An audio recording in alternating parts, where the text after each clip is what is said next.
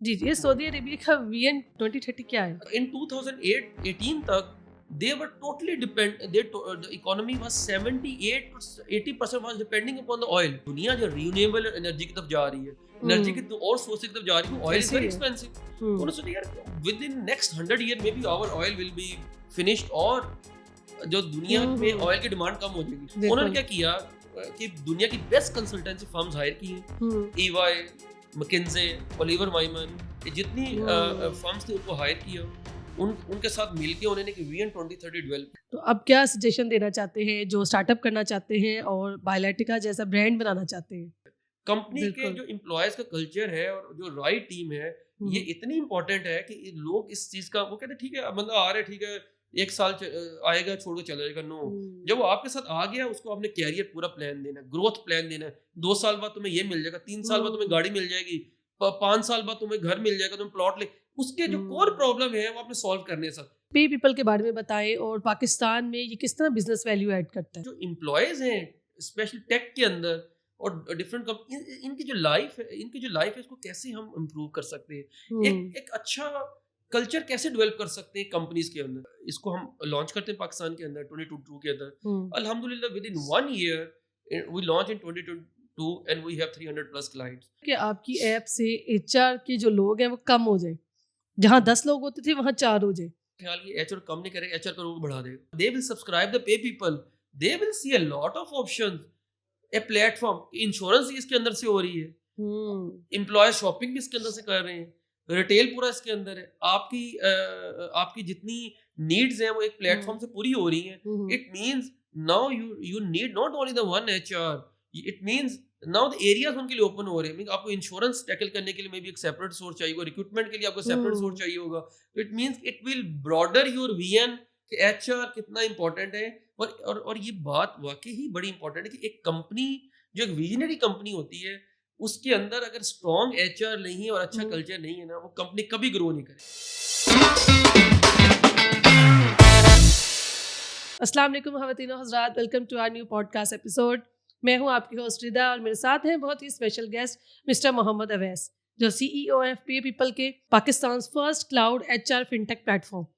तो आइए वेलकम करते हैं इनको अपने पॉडकास्ट में। अस्सलाम वालेकुम सर, वालेकुम सलाम, थैंक यू वेरी कैसे हैं मच। आप? बिल्कुल अल्हम्दुलिल्लाह, मैं बिल्कुल ठीक हूँ और thank you very much for inviting मी। नहीं, आपका बहुत-बहुत शुक्रिया, आपने जी, कीमती टाइम दिया हमें। तो जी, सबसे पहले तो हम आपके बारे में जानेंगे, आपकी जर्नी के बारे में जानेंगे कि यहाँ तक आने की आपकी जर्नी कैसी थी? कहाँ से आपका ताल्लुक है? जी। तो सारी बातें आपसे डिस्कस करेंगे।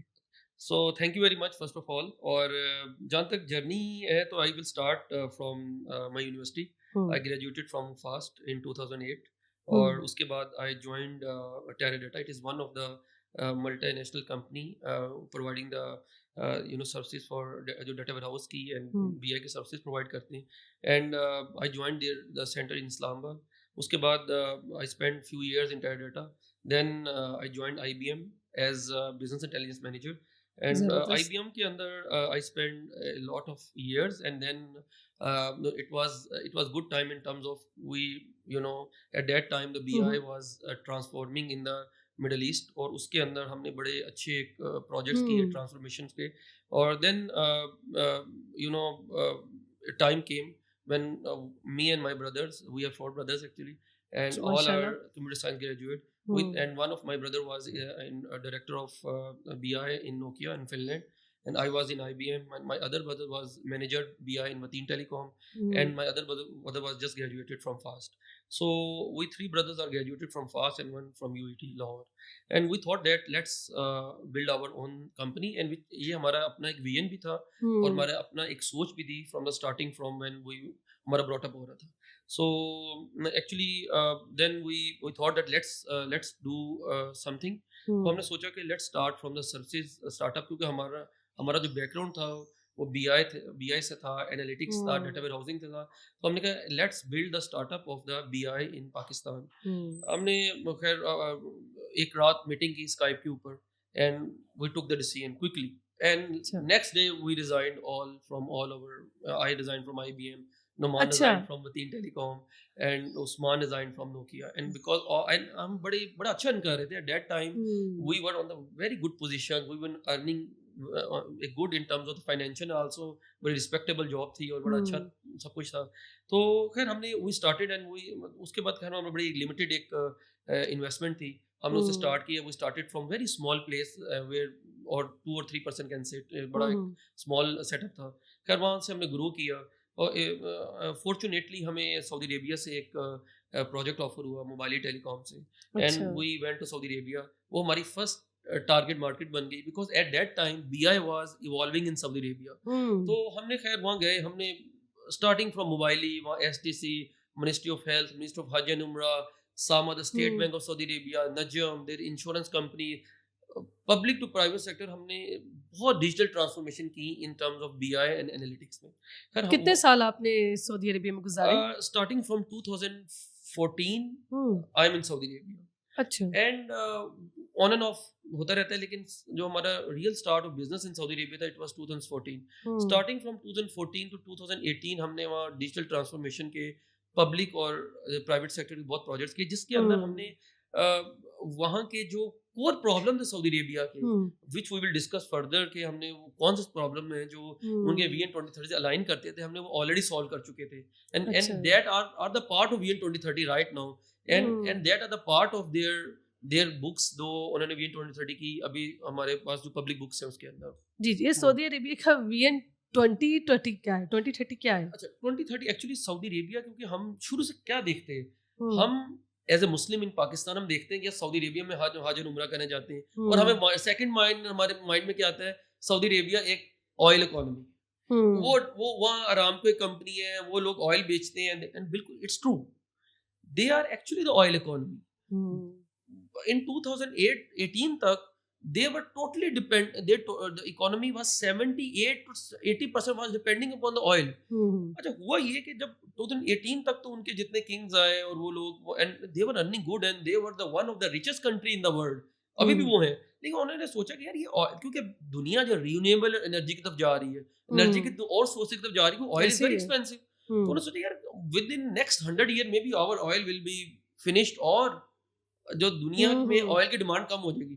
सो Mohammed bin Salman, he was the crown prince, he was very weeny leader. Actually Mohammed bin Salman तो हम सबके लिए एक इंस्पिरेशन है कि एक 28 ईयर एक यंग बॉय ने कैसे एक पूरी कंट्री को ट्रांसफॉर्म कर दिया। उन्होंने क्या किया कि दुनिया की बेस्ट कंसल्टेंसी फर्म्स हायर की हैं, ईवाई, मैकिन्जे, ओलिवर माइमन, जितनी फर्म्स थी उनको हायर किया, उनके साथ मिलके उन्होंने एक विजन 2030 डेवलप की। उसके अंदर उस विजन 2030 के दो जो मेजर पर्पस थे, changing their economy from oil to non oil, ये उनका एक मोटिव था। द सेकंड मोटिव वाज, जिसको ये हर जगह सऊदी अरब में पढ़ते हैं, व्हाट इज विजन 2030?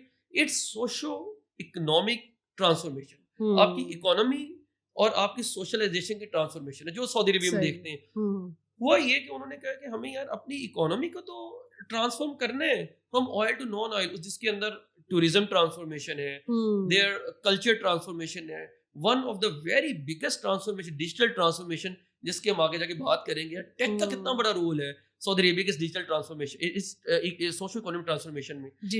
एग्रीकल्चर है, they develop the PIF which is public investment fund, जिन्होंने दुनिया की ऑलमोस्ट जितनी बिग इंडस्ट्रीज है उसके अंदर इन्वेस्टमेंट की हुई है।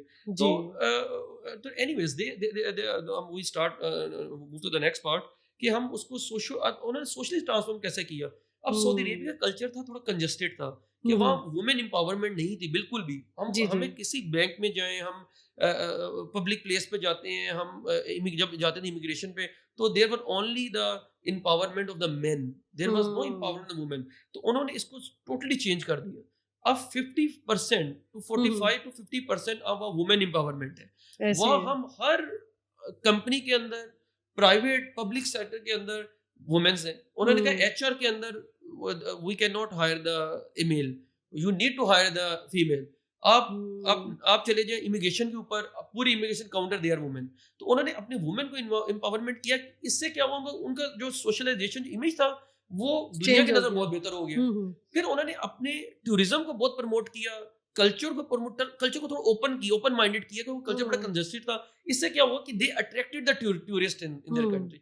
इसके अलावा उन्होंने, क्योंकि विजन 2030 में ये था कि उन्होंने कहा कि हम क्योंकि ट्रांसफॉर्म कर रहे हैं इसका, तो हमें हर तरह से ट्रांसफॉर्म है, टूरिज्म, कल्चर, डिजिटल। फिर उन्होंने काफी मेजर प्रोजेक्ट स्टार्ट किए। Like NEOM is one of the very biggest project of Saudi Arabia, जो एक लाइन सिटी बना रहे हैं, दुनिया का पहला सिटी है जो एक लाइन में बन रहा है। उसके अंदर वो सिर्फ ये लाइन सिटी नहीं, इसके इर्द गिर्द बहुत बड़ा एक मेगा प्रोजेक्ट क्रिएट कर रहे हैं, जिसके अंदर टूरिज्म के प्लेसेस हैं, वहाँ इनोवेशन हब्स है, डिजिटल हब्स है, एंटरटेनमेंट के हब। अच्छा, सऊदी अरेबिया की एक चीज विजन 2030 में बहुत इंपॉर्टेंट है, जिसको हम कहते हैं कि नियोम का project, red sea project, Diriyah project, other type of project जो वहाँ उन्होंने इस विजन 2030 के अंदर अपने जो की है, डेवलप की है। ठीक है, ये विजन पाकिस्तानी आईटी ग्रोथ के साथ कैसे अलाइन करती है? अच्छा, अब पाकिस्तानी आईटी ग्रोथ के साथ, अच्छा, सऊदी अरेबिया का जो विजन उन्होंने 2030 बनाया, हमने भी बात की कि वो ट्रांसफॉर्म करें हर लिहाज से। टूरिज्म में भी कर रहे हैं, हेल्थ केयर में, एजुकेशन में ट्रांसफॉर्म कर रहे हैं। जहाँ भी ट्रांसफॉर्मेशन आएगी, transformation is not possible without the technology transformation. अच्छा, जब उन्होंने कहा कि जब हम ट्रांसफॉर्म कर रहे हैं ना, तो हमें बेस्ट बनना है हर चीज में। मींस के हमें बेस्ट पार्क्स बनाने, बेस्ट एंटरटेनमेंट। अच्छा, मैं इस पे आने से पहले मैं आपको एग्जांपल दूंगा।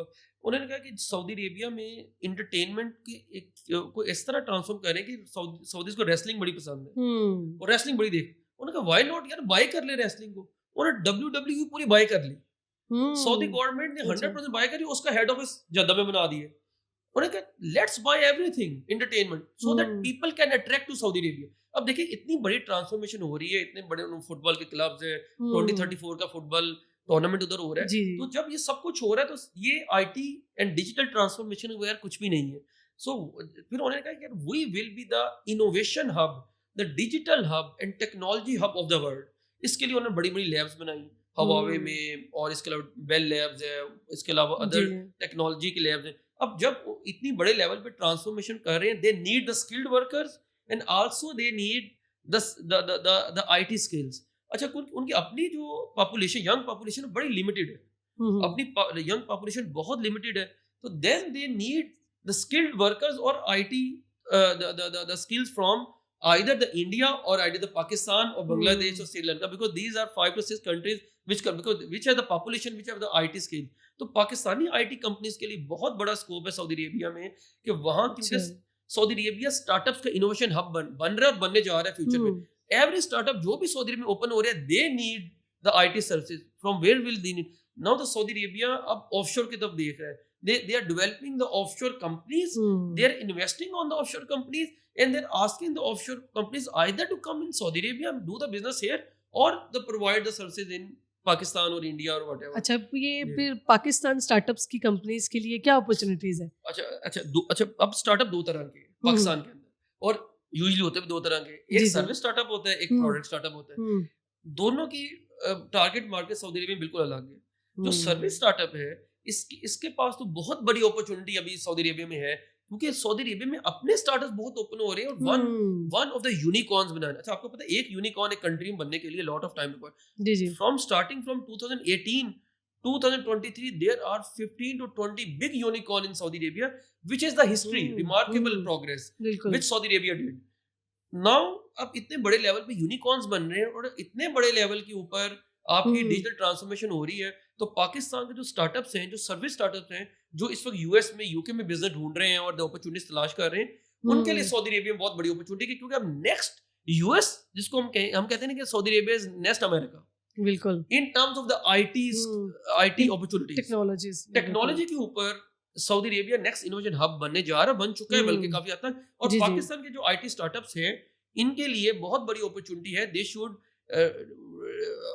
उन्हें अपनी अपॉर्चुनिटी तलाश करनी है। हाउ? 2-3 तरीके हैं। एक तो जिस तरह वो लिंक्डइन के थ्रू और प्रॉपर चैनल के थ्रू एक अपॉर्चुनिटी बनाते हैं। दूसरा, वहाँ के जितने स्टार्टअप्स हैं उनसे डायरेक्ट कनेक्ट करें, and they have a lot of work for you. जी, तो ये बायलाइटिका का क्या रोल है सऊदी बिजनेस ग्रोथ में? इसके बारे में बताएं, बायलाइटिका के बारे में। Bilytica stand for business intelligence analytics. Actually this is company, this is our motive and logo. तो बायलाइटिका एक्चुअली जब स्टार्ट हुआ था, it start from the service startup.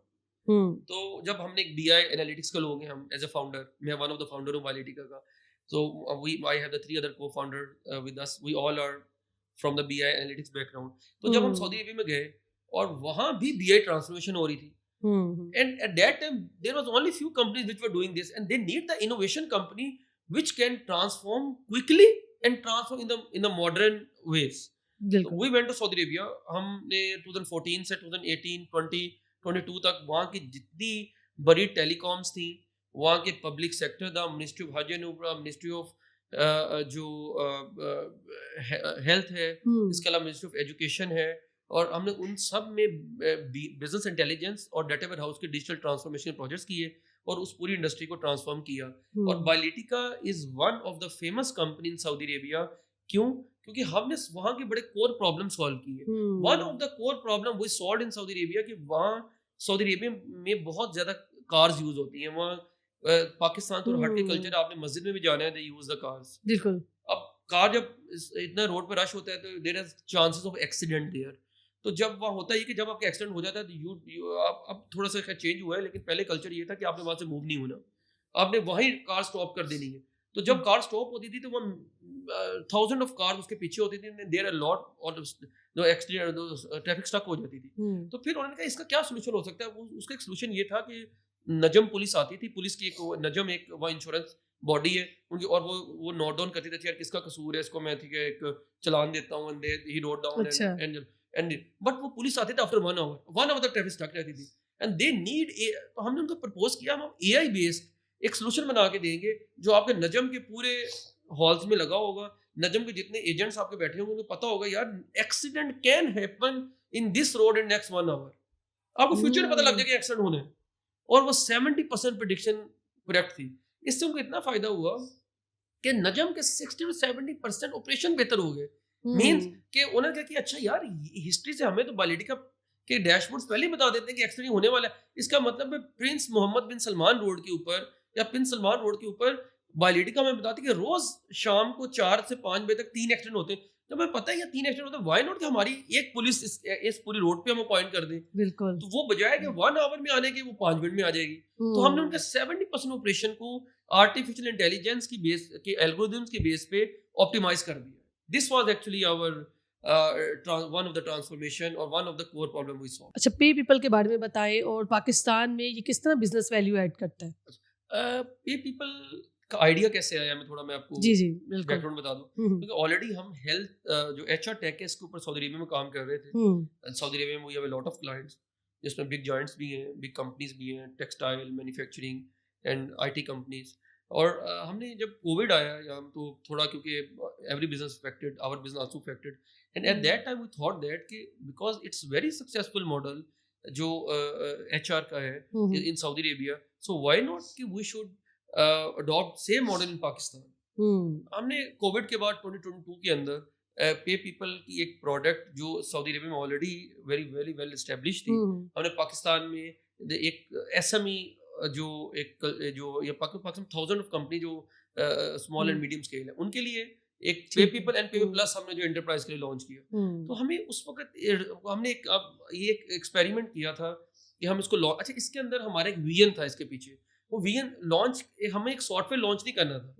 हमारा विजन ये था कि हम इसको फेजेस में लॉन्च करेंगे. एक्चुअली हमारा विजन था कि जो एम्प्लॉयज हैं स्पेशल टेक के अंदर और डिफरेंट कंपनी, इनकी जो लाइफ है इसको कैसे हम इम्प्रूव कर सकते हैं, एक अच्छा कल्चर कैसे डेवलप कर सकते हैं कंपनीज के अंदर. इसके लिए definitely we need to penetrate in the companies. So how we can penetrate, how we can add the employee on our platform. उसके लिए we thought that let's इसको हम लॉन्च करते हैं पाकिस्तान के अंदर 2022 के अंदर. अल्हम्दुलिल्लाह within 1 year we launched in 2022 and we have 300 plus clients. तो उसके अंदर बड़े जो ब्रांड्स हैं इन टर्म्स ऑफ रिटेल ब्रांड्स हैं, IT, और 70% जो हमारे क्लाइंट्स हैं दे बिलोंग टू IT. अच्छा. IT sector. तो जितने बड़े IBEX है और इसके अदर देन दैट जितने बड़े सॉफ्टवेयर हाउस हैं, they are our client, they are using our product. अच्छा, इसका जब हमने फेज 1 इसका ये था कि हमने HR की डिजिटल ट्रांसफॉर्मेशन करनी. मींस जो HR है इनके जितने ऑपरेशंस कंपनी के अंदर है, परफॉर्मेंस मैनेजमेंट है, ट्रेनिंग एंड डेवलपमेंट है, पेरोल मैनेजमेंट है, लीव एंड अटेंडेंस है, एंड एम्प्लॉयज के जितने वर्क फ्लोज है, they have to send their travel they have to the request, leave request, इसके अलावा expense request, we need to automate this. सही। जब ये फेज 1 पे ऑटोमेट हो जाएगा, इट मींस कि हमने जो पहला इंडस्ट्री का प्रॉब्लम है एक ऑटोमेशन का, वो सॉल्व कर दिया जो हमारे कंपेटिटर ऑलरेडी कर रहे थे। बट हमारा कंपेटिटिव एज ये नहीं है, ये हमने पेनिट्रेशन के लिए विद इन 1 ईयर, और हमारा टारगेट ये है कि वी विल क्रॉस इंशाल्लाह 1000 before 2025, before the end of 2025। This is our vision in terms of कि हमने क्लाइंट लेके आने, लेकिन एक्चुअली इवेंचुअली हम इसको एक प्लेटफॉर्म बनाना है। उस प्लेटफॉर्म में एम्प्लॉयज को क्या फायदा होगा? अच्छा, कोई पाकिस्तान में दो तरह के प्रॉब्लम्स हम देखते हैं, जी जी। एक एम्प्लॉय हायरिंग का, एम्प्लॉय रिटेंशन का। आपको एम्प्लॉय हायरिंग में बड़ा प्रॉब्लम होता है, मींस हमने एक डेवलपर हायर करने एक आईटी के अंदर, तो आप एक एचआर को और रिक्रूटर को एक मंथ लगाना पड़ता है, वो सीवीज इकट्ठी करता है, वो इंटरव्यूज करवाता है, आइट्रेशन होती है, बंदा पसंद नहीं आया, वो एक बंदा पसंद भी आ गया, उसने हायर भी कर लिया, एक मंथ के बाद फिर छोड़ गया, फिर वो दोबारा आइट्रेशन हो गई। It's mean it's a big problem in Pakistan in recruitment industry. हम इसको सॉल्व कर रहे हैं, हम एक एआई प्लेटफॉर्म लॉन्च कर रहे हैं रिक्रूटमेंट का on the top of pay people, जो आपको हेल्प करेगा फास्ट रिक्रूटमेंट में एंड इजी रिक्रूटमेंट में एंड एक्यूरेट रिक्रूटमेंट में। Right hiring, we call it right hiring. Right hiring is very important for you, क्योंकि हर कंपनी का कल्चर डिफरेंट होता है, तो उसमें आपकी हायरिंग। और दूसरा, हमने एम्प्लॉय रिटेंशन जो थी उसको सॉल्व, एम्प्लॉय एंगेजमेंट बुला रहे हैं, अपने पे पीपल को हम कनेक्ट कर रहे हैं डिफरेंट जो लॉयल्टी प्लेटफॉर्म्स है, ताकि हम उसके थ्रू एक ई कॉमर्स प्लेटफॉर्म लॉन्च करें and we can give the engagement to the employees, जहां से दे कैन डू द shopping, travel tickets, bus tickets. It will be the platform for the employees and also for the organisation. तो अब ऐसा हो सकता है कि आपकी ऐप से एचआर के जो लोग हैं वो कम हो जाए, जहाँ 10 लोग होते थे वहाँ 4 हो जाए। अब बिल्कुल ये क्वेश्चन है एक्चुअली, लेकिन एक्चुअली एक कंपनी के अंदर एचआर का जो एक रोल है, मेरा ख्याल ये एचआर कम नहीं करेगा, एचआर का रोल बढ़ा देगा। वो इसलिए कि क्योंकि अभी कंपनीज एचआर के रोल को समझ ही नहीं पाई सही तरीके से, वो रिकग्नाइज ही नहीं करते कि एचआर कंपनी के लिए कितना इंपॉर्टेंट है। कहते अच्छा यार पेरोल तो चल जाता है, एचआर का काम पेरोल चलाना है। No, HR is not. जब उनको ये जब they will subscribe the pay people, they will see a lot of options, a platform, insurance इसके अंदर से हो रही है, एम्प्लॉय शॉपिंग भी इसके अंदर से कर रहे हैं, रिटेल पूरा इसके अंदर है, आपकी जितनी नीड्स हैं वो एक प्लेटफॉर्म से पूरी हो रही हैं। It means now you need not only the one HR, it means now the areas उनके लिए ओपन हो रहे हैं। मींस आपको इंश्योरेंस टैकल करने के लिए मे बी एक सेपरेट सोर्स चाहिए होगा, रिक्रूटमेंट के लिए आपको सेपरेट सोर्स चाहिए होगा। तो it means it will broader your vision कि एचआर कितना इंपॉर्टेंट है। और ये बात वाकई ही बड़ी इंपॉर्टेंट है कि एक कंपनी जो एक विजनरी कंपनी होती है, उसके अंदर अगर स्ट्रॉन्ग एचआर नहीं है और अच्छा कल्चर नहीं है ना, वो कंपनी कभी ग्रो नहीं करेगी। कंपनी ग्रो करती है आपके अपने एम्प्लॉयज से, अपने कल्चर से। ये एक आप समझे हकीकत है जो लोग सीईओज एक्सेप्ट नहीं करते। सीईओज ये समझते कंपनी उनकी वजह से चल रही है, विच इज आप समझ लें कि 40% ट्रू है। मे बी कंपनी के लिए एक सीईओ का विजन एंड लीडरशिप बड़ी इंपॉर्टेंट है, लेकिन एक्चुअली जो कंपनी की एम्पावरमेंट है, जो कंपनी के पावर है, उसके एम्प्लॉयज है। तो आपने अपने एम्प्लॉयज को एम्पावर करना है, उनका कल्चर बेहतर करना है, उनके लिए आपने एक इजी एक कल्चर देना है, एक ऐसा कल्चर जहाँ जब वो इधर आए तो उनको एक लगे कि they are working in a right place with the right mind, with the passion. That vision you can, if the CEO has this vision, he can transform this vision through the HR to all their employees. That's why this HR digital transformation is very very important in the company. जी, अच्छा, company के CEO होने की हैसियत से responsibility बढ़ जाती है, मतलब लीडरशिप कैरी करना मुश्किल है। अच्छा, ये आपका बड़ा अच्छा क्वेश्चन है। अच्छा, लीडरशिप के अंदर क्योंकि अच्छा लीडर बनने के लिए ना आपको मेरा ख्याल है एक चीज चाहिए होती है, बस वो पैशन। अब आप लीडर, मैं बहुत ज़्यादा कंपनी के सीईओ से मिला हूँ जो मेरे मेंटर्स भी हैं, जिनसे मुझे सीखने को मिला। डेफिनेटली इंसान सीखता है लोगों से, अपने सीनियर से सीखता है, अपने दूसरे लोगों से सीखता है। हमारे जो बायोलिटी का सीईओ है मोहम्मद उस्मान है, he is also very inspirational leader for us. तो लीडरशिप जो है ना, ये पैशन से आती है। और लीडरशिप में आप सीखते नहीं हो कोई, एक तो बाय बर्थ होते हैं आप, बाय बर्थ आपके अंदर विजन होता है, आप चीज़ें होती हैं। दूसरी लीडरशिप आपका एक पैशन था, आपकी एक राइट प्रोडक्ट थी, आपने उस प्रोडक्ट पे अपने दिन और रात दे दिया। You have the passion to build a company. When you have the vision and passion to build a company, it means कि आपकी जो लीडरशिप क्वालिटीज है खुद ही आहिस्ता आहिस्ता इंप्रूव हो जाती है, आपका विजन इंप्रूव हो जाता है, आपके अंदर लीडरशिप क्वालिटीज आ जाती हैं। लेकिन आपके बिहाइंड पे पैशन और आपके बिहाइंड पे वो होना चाहिए, ताकि आप के अंदर वो लीडरशिप क्वालिटीज सीईओ के अंदर आ जाए। इंपॉर्टेंट नहीं है कि आप एक ग्रेजुएट हो जाए पहले दिन ही लीडर बन जाएंगे। अगर आप by birth leader, it's another thing, by birth हर कोई लीडर नहीं होता। हमने देखा है कि यार ये तो एक बड़ा आम सा लड़का था, but now he is running the company of 1000 employees. How he is running the show? Because he was having the passion. Actually आपने उसका पैशन को नहीं देखा, वो पैशन था, उसने मेहनत की। देन जो लीडरशिप स्किल्स है खुद ही इंसान के अंदर आ जाती है with the passage of the time. जब आप बैड डिसीजन करते हैं, क्योंकि आपने रोज डिसीजन करना होता है, कोई डिसीजन बैड गुड होते, बैड डिसीजन और फेलियर सब सीखते हैं। तो अब क्या सजेशन देना चाहते हैं जो स्टार्टअप करना चाहते हैं और बायोलेटिका जैसा ब्रांड बनाना चाहते हैं? सही।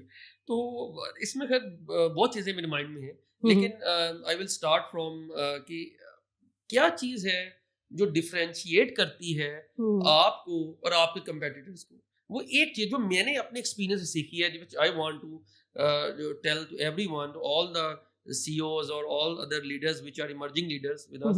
उसमें एक चीज है, that is speed.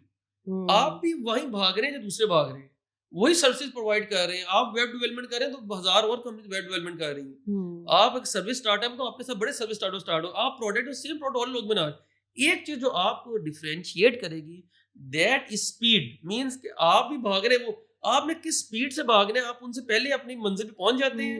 That will differentiate you actually. एक चीज ये है कि स्पीड इज मच, क्योंकि एंटरप्रेन्योर के लिए ना स्पीड में फिर डिफरेंट चीजें आती हैं।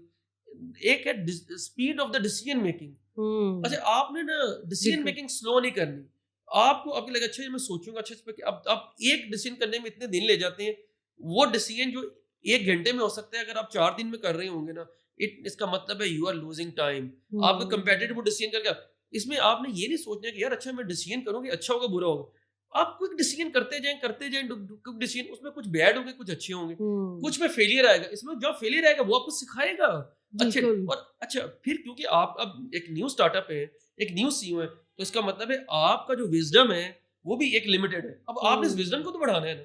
जब आप इस विजडम को बढ़ाना है, इस पूरे विजडम को बढ़ाना है आपने, इसका मतलब आप एक तरीके से बढ़ा सकते। रोज डिसीजन करें, क्विक डिसीजन करें, क्विक मूव करें, गो टू मार्केट, चलिए sales, acquire few customer, few hundred, target set करें। यार मुझे इस साल के अंदर 100 कस्टमर लेके आए। जब मतलब टाइम वेस्ट नहीं करना, बस टाइम वेस्ट उसमें कोई बात नहीं, फेलियर आएंगे, क्या हो गया, 100 नहीं होंगे कस्टमर, 20 हो जाएंगे, 30 हो जाएंगे, क्योंकि 70 छोड़ के चले जाएंगे।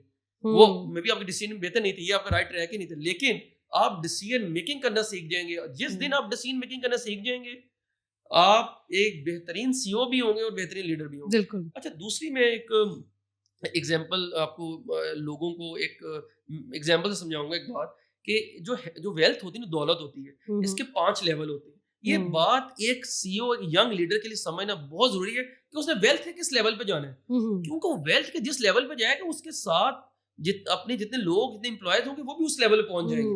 आपने खुद भी उस वेल्थ के लेवल पे जाना। आपका मोटिव क्यों नहीं, मैंने इस वेल्थ के इस लेवल पे, मैंने जो वेल्थ के 5 लेवल होते हैं। एक लेवल होता है सबसे पहला, जो डेली वेजेस वर्कर होते हैं।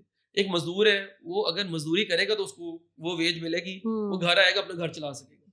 ये वेल्थ का पहला लेवल है।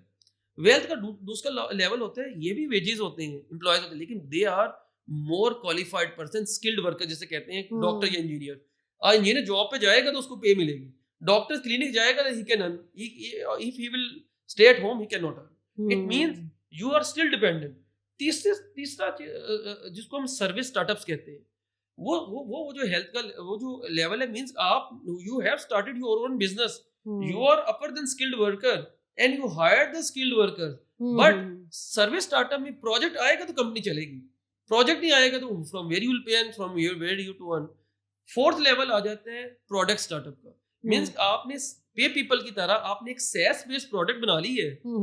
अब इस प्रोजेक्ट जो प्रोडक्ट है, इसको it is giving the rental income. Suppose आपने प्लाजा बना दिया, उसको रेंट पे दे दिया, वो पूरी उम्र आपको रेंटल इनकम आएगी।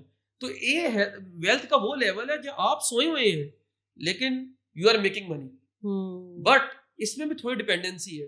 कुछ कस्टमर आएगा तो फिर कुछ कस्टमर छोड़ के चले जाएंगे। You have to build a strong sales team, you have to build a strong sales product, but better than service startup. But fifth level कि आपने अपने सर्विस और प्रोडक्ट स्टार्टअप से इतना कमा लिया है पैसा, now you are millions and you are the rich.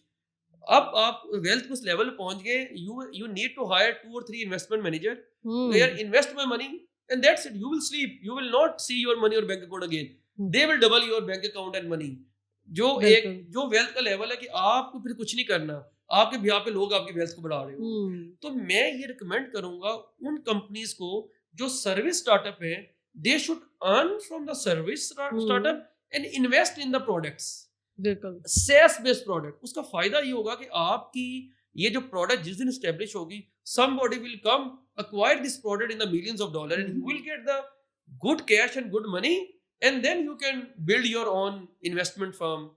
You can invest in through the investment manager in the stock market or money market, and that's it. So this is my advice to the young, and one of the last advice which I want to give to CEOs and young leaders, that build a right team and work on your company culture.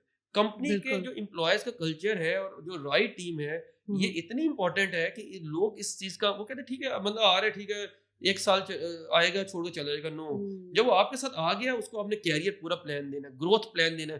2 साल बाद तुम्हें ये मिल जाएगा, 3 साल बाद तुम्हें गाड़ी मिल जाएगी, 5 साल बाद तुम्हें घर मिल जाएगा, तुम्हें प्लॉट ले। उसके जो कोर प्रॉब्लम है वो आपने सॉल्व करने साथ, जिस दिन उसको ये लगा ना कंपनी मेरा सीईओ मेरे कोर प्रॉब्लम सॉल्व कर रहा है, ही will be the loyal person for you. And one of the last thing, जब आपका स्टार्टअप ग्रो कर जाए, जो आपके स्टार्टअप के जो आपको लगे ना ये अब मेरे लिए बड़े इंपॉर्टेंट लोग हैं, 3 4 या 2 या 1, उसको रेवेन्यू में अपना पार्टनर बना लें। जब आप उसको रेवेन्यू में अपना पार्टनर बना लेते हैं ना, he will be with you and stick with you the whole life until this company will run. तो वो आपके साथ ही रहेगा जब तक। तो this is one of the की।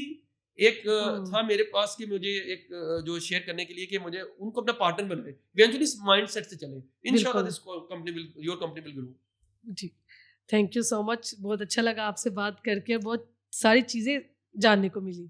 बहुत शुक्रिया। और अभी हम बड़ी लिमिटेड वो चीजें डिस्कस कर पाए हैं, लेकिन आई होप कि इससे आपको और ऑडियंस को बड़ा फायदा होगा, बेनिफिट। जी जी, and thanks a lot for inviting me. Thank you so much, thank you आपका, थैंक यू सो मच। तो ये था आज का पॉडकास्ट। तो हमारी वीडियो को लाइक करें, शेयर करें और चैनल को सब्सक्राइब करें। Thank you so much, Allah Hafiz.